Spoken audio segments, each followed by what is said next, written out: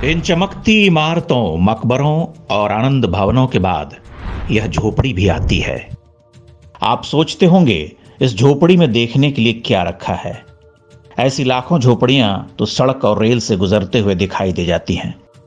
सच कहते हैं, इन झोपड़ियों में कौन फंस कर रहता है।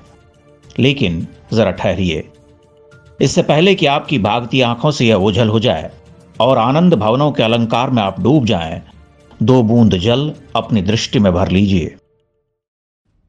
यह झोपड़ी जिस हुतात्मा की है, उसे भारत चंद्रशेखर आजाद के नाम से जानता है। झाबुआ के अंध देहात भावरा की इस कांतिहीन झोपड़ी में ही भारत की मुक्ति का प्रातिभ चंद्रशेखर उगा था। वही चंद्रशेखर जिसकी ताव लेती मूछों से अंग्रेजी सिपहसालारों की कसी मुट्ठियां ढीली पड़ जाती थीं। वही चंद्रशेखर जो काकोरी कांड के बाद तमाम विलायती हथकंडों, गुप्तचरों, पुलिसिया पहरों को मात देकर आजाद रहे।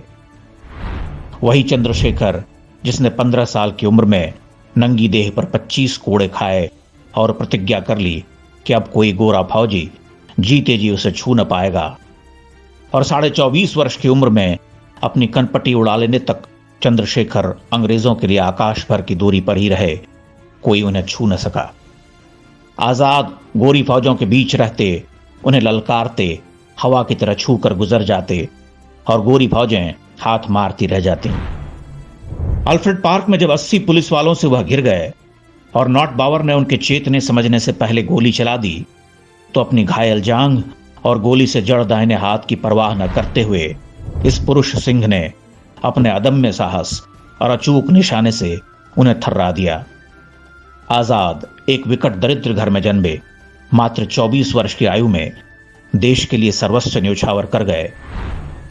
आजाद की बूढ़ी मां जंगल में लकड़ियां बीनते और कंडे पाथते रह गई। यह झोपड़ी आजाद भारत में भी झोपड़ी ही रही। आजाद की मां जगरानी देवी अनाम मर गईं। नेहरू और कांग्रेसी सफेद पोशों के नाम से अट्टालिकाएं खड़ी हो गईं।